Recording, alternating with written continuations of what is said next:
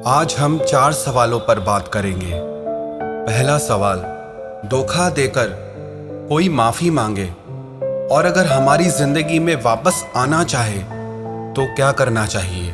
दूसरा सवाल, धोखा देने वाले के साथ क्या करना चाहिए। तीसरा सवाल, लड़के धोखा देते हैं या लड़कियां। चौथा सवाल है, लोग धोखा क्यों देते हैं। धोखा देने के बाद अगर कोई हमसे माफी मांगता है तो उसे माफ कर देना एक बहुत अच्छे और नेक दिल की निशानी है, लेकिन किसी से धोखा खाने के बाद उस पर वापस पहले जैसा विश्वास करना ये बेवकूफ़ी की निशानी है। माफ तो करना ही चाहिए, सिर्फ इसीलिए नहीं कि हमारा दिल बड़ा है। माफ हमें इसीलिए करना चाहिए कि हम उसके जैसे नहीं हैं, कि हम उसके साथ कोई वास्ता नहीं रखना चाहते हैं, कोई रिश्ता नहीं रखना चाहते हैं।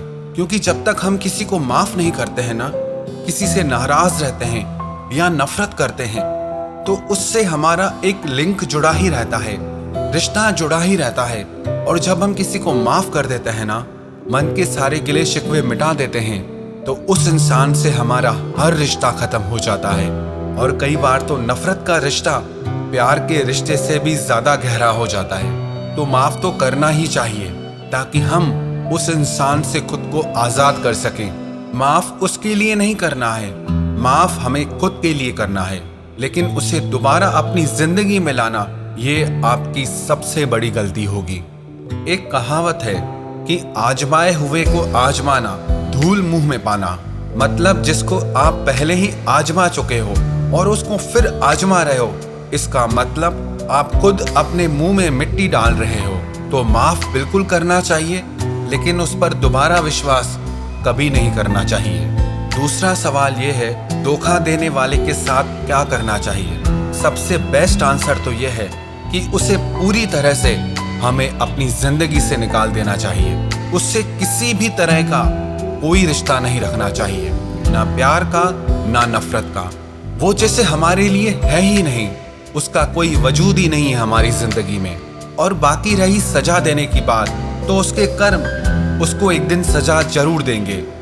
कर्म कैसे सजा देते हैं उस पर मैंने एक वीडियो बनाई है, उसका लिंक मैं नीचे डिस्क्रिप्शन में दे देता हूँ। आप उस वीडियो को देखकर समझ जाएंगे कि किसी का किया हुआ कर्म उसका पीछा कभी नहीं छोड़ता। तीसरा सवाल यह है, लड़के धोखा देते हैं या लड़कियां। आज से 20-30 साल पहले अमेरिका में, यूरोप में सर्वे हुआ करते थे कि ज्यादा चीट कौन करता है, लड़के या लड़कियां, ज्यादा धोखा कौन देता है। तो उस समय पे लड़कों का प्रतिशत बहुत ज्यादा आता था, लेकिन जो आज के समय में सर्वे होते हैं उसमें लड़के और लड़कियों का प्रतिशत लगभग सेम आता है, एक जैसा आता है। अब अगर मैं बताऊं तो मेरे पास जितने भी लोग अपनी समस्याएं भेजते हैं, परेशानियां भेजते हैं, चाहे कमेंट्स के माध्यम से चाहे ईमेल के माध्यम से, आप बुरा मत मानना। और ना ही मैं पर्सनली किसी को टारगेट कर रहा हूँ। उनमें से जो ज़्यादा तकलीफ में होते हैं वो लड़के होते हैं। मैं ये नहीं कह रहा हूँ कि ज़्यादा धोखा लड़कियाँ देती है, मैं सिर्फ ये कह रहा हूँ कि मेरे पास जितने लोग अपनी तकलीफ लेकर आते हैं, परेशानियाँ बताते हैं, उनमें से अधिकतर लड़के होते हैं। बाकी भारत का क्या प्रतिशत है वो समय समय पर सर्वे होते रहते हैं। मेरे ख्याल से अभी जो प्रतिशत है वो 60-40 का है। सर्वे यही कहता है कि 60% लड़के चीट करते हैं, लेकिन पर्सनली मेरे पास जितने लोग प्रॉब्लम लेके आते हैं उनमें से अधिकतर लड़के ही होते हैं। मैं किसी को पर्सनली टारगेट नहीं कर रहा हूँ, मैं सिर्फ ये बता रहा हूँ कि जितने लोग मुझे अपनी प्रॉब्लम्स बताते हैं उनका प्रतिशत क्या है। और चौथा सवाल ये है कि लोग धोखा क्यों देते हैं। इस विषय पर मैंने एक पूरा वीडियो बना रखा है कि लोग धोखा क्यों देते हैं, कितने कारण हैं, किस वजह से देते हैं। उस वीडियो का लिंक भी मैं नीचे डिस्क्रिप्शन में दे देता हूँ। आप उस वीडियो से इस सवाल का जवाब अच्छे से समझ पाएंगे। और एक बात के लिए मैं आपसे माफ़ी चाहूँगा, कई लोग मुझे अपने सवाल भेजते हैं और कहते हैं कि आपने मेरे सवाल का अभी तक जवाब नहीं दिया है। एक सच्चाई आपको बताऊं, मेरे पास रोज हजारों ईमेल और कमेंट्स आते हैं और मैं पूरी कोशिश करता हूं हर एक ईमेल को पढ़ने की हर एक कमेंट को पढ़ने की, फिर उनमें से जो जो सवाल सिमिलर होते हैं, मिलते जुलते होते हैं, उन सब सवालों का एक सवाल चुन के मैं उस सवाल से सारे सवालों का जवाब देने की कोशिश करता हूँ।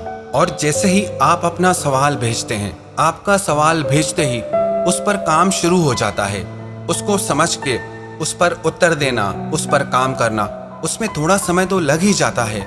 मैं आशा करता हूँ कि आप मेरी बात को ज़रूर समझेंगे। और कई बार तो ऐसा होता है कि जिस सवाल का जवाब मैं दे रहा हूँ, वही सवाल लोग वापस कमेंट में पूछते हैं या ईमेल के माध्यम से पूछते हैं।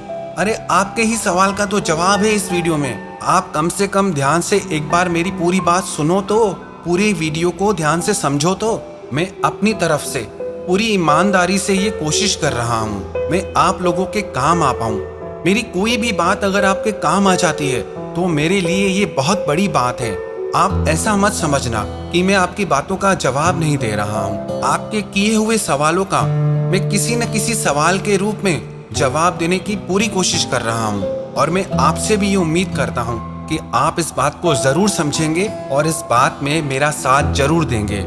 एक्चुअली मेरी खुद की ये इच्छा थी कि मैं आपके सवालों का ज़्यादा से ज़्यादा जवाब दे पाऊँ। इसीलिए मैंने ये नया चैनल शुरू किया जहाँ मैं आप लोगों से बात कर पाऊँ। आप विश्वास करना, आपकी एक एक ईमेल, आपका एक एक कमेंट मेरे लिए बहुत मायने रखता है। आप अपना कीमती वक्त निकालकर अपना सवाल लिखते हैं तो विश्वास रखना मैं भी आपके साथ हूँ। मुझे भी बहुत अच्छा लगता है आप लोगों से बातें करना, क्योंकि मैं बहुत अच्छे से समझता हूँ कि जब हम तकलीफ में होते हैं, दर्द में होते हैं और कोई साथ ना हो तो कैसा महसूस होता है। और ऐसे वक्त में अगर मैं आपके काम आता हूँ तो मेरे लिए इससे बड़ी बात कोई हो ही नहीं सकती। लेकिन फिर भी आपको अगर निराशा हुई है तो मैं उसके लिए आपसे माफ़ी चाहता हूँ। मैं अपनी तरफ से पूरी कोशिश करूँगा कि कैसे भी करके मैं आपके किसी न किसी काम ज़रूर आऊँ। बस इतना बोलकर मैं अपनी वाणी को यहीं विराम देता हूँ और ये सवालों जवाबों का सिलसिला, ये यात्रा ऐसे ही चलती रहेगी।